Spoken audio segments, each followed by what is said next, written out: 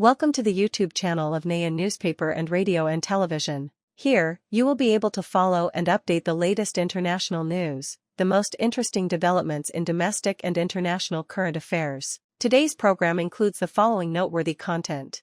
September 16th, U.S. media reported that the Trump administration has approved the first arms aid packages to Ukraine funded by NATO allies under a new financial mechanism. These aid packages will use the Ukraine Needs Priority List (PH) mechanism established by the U.S. and NATO to coordinate and meet Ukraine's most urgent needs on the battlefield. Undersecretary of Defense for Policy Airprice Kabi approved the aid packages.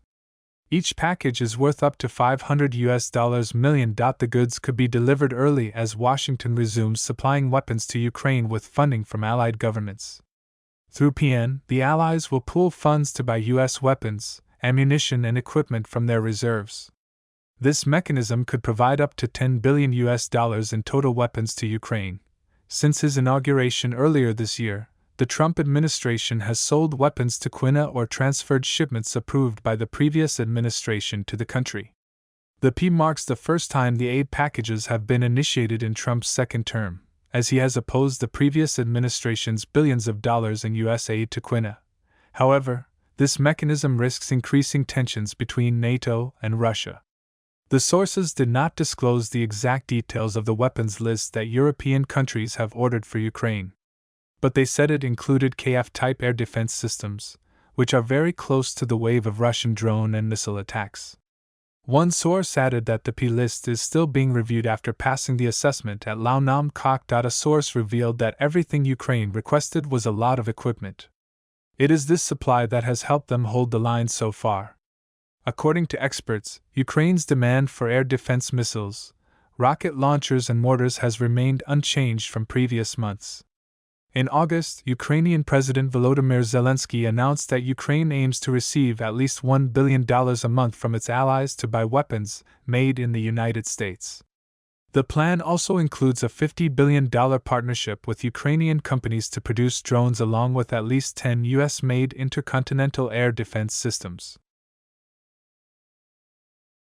On September 16th, the Tia Post newspaper, citing Ukrainian intelligence sources, reported that the country's military intelligence conducted a special operation in the Russian Far East against a Marine unit. The operation targeted the 47th Separate Airborne Battalion of the 155th Guards Marine Brigade of Russia, stationed near the settlement of Chitova in the Kremovsky Sea region. This region of Russia, with its capital Vladivostok, is located on the Pacific coast, close to the border with China and North Korea, more than 8,000 kilometers from K. This brigade participated in some of the fiercest battles of the UQA conflict, including near Kyiv, Fyuleta, Mariupol, and most recently on the sea and Pops fronts.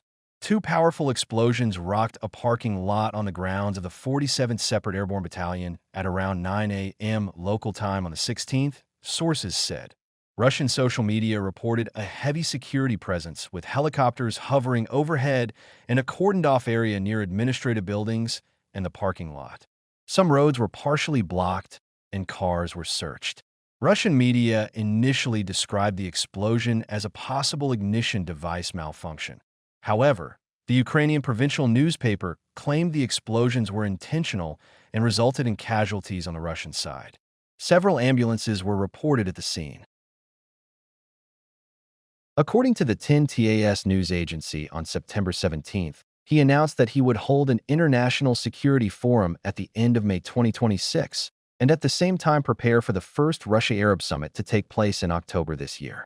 These are considered two important events in strengthening Moscow's role in the international arena, as well as promoting multilateral cooperation in the context of the complicated global security situation.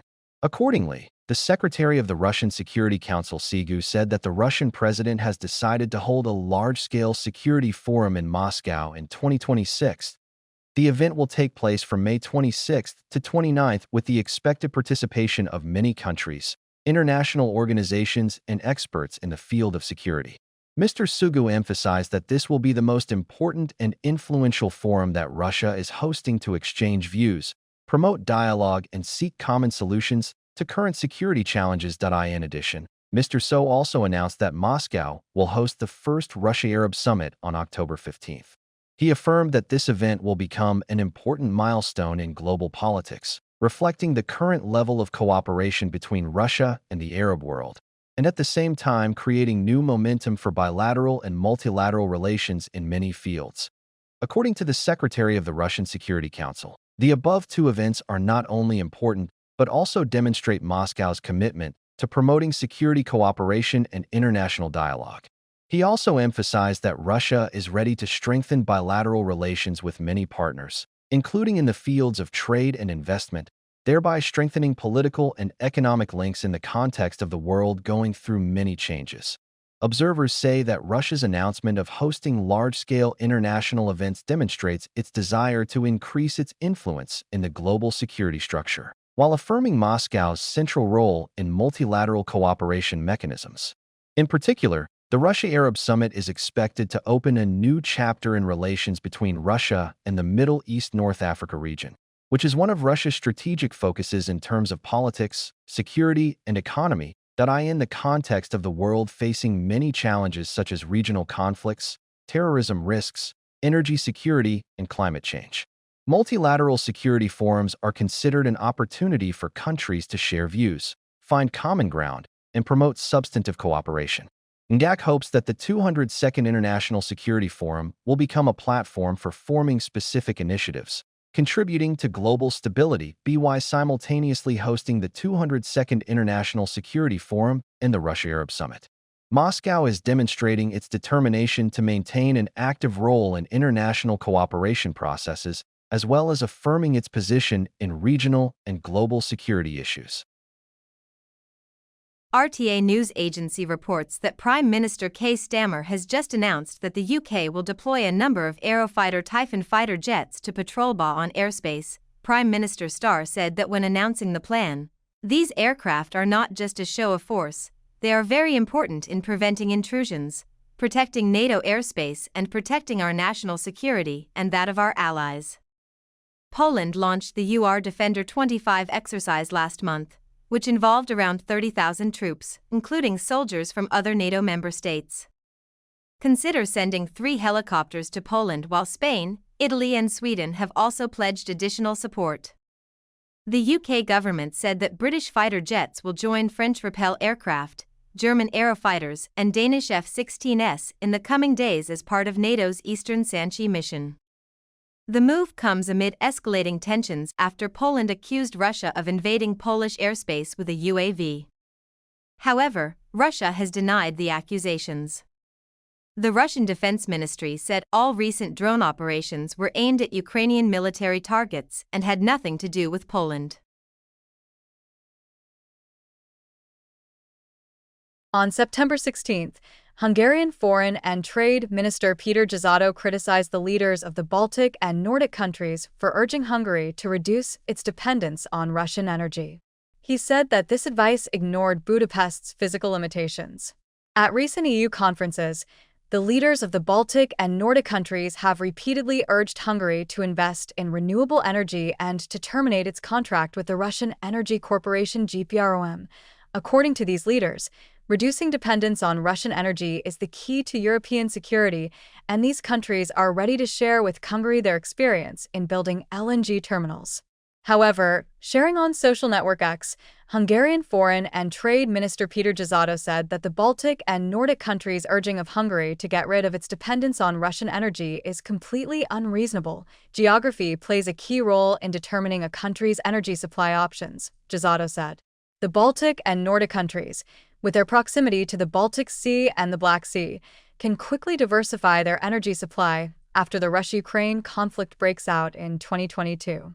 These countries can easily build infrastructure to import LNG from the US and Norway to reduce their dependence on Russian supplies. However, Hungary is landlocked and has no coastline to build an oil refinery or LNG port in the short term. Therefore, securing energy supplies remains Hungary's top priority, and the country will not compromise its energy security. Minister Szijjártó's statement was made in the context of Hungary's energy security has recently been seriously threatened after Ukraine's attacks on the Druzhba pipeline disrupted oil supplies from Russia. In addition, U.S. President Donald Trump recently pressured EU countries, including Hungary, to stop buying Russian oil, considering this a condition for peace in Ukraine. According to analysts, Minister Giussato's statement criticizing reducing dependence on Russian energy could increase divisions within the EU. Especially in the current context, the EU is discussing measures to strengthen energy security, including reducing dependence on Russia, improving infrastructure, and expanding renewable energy production.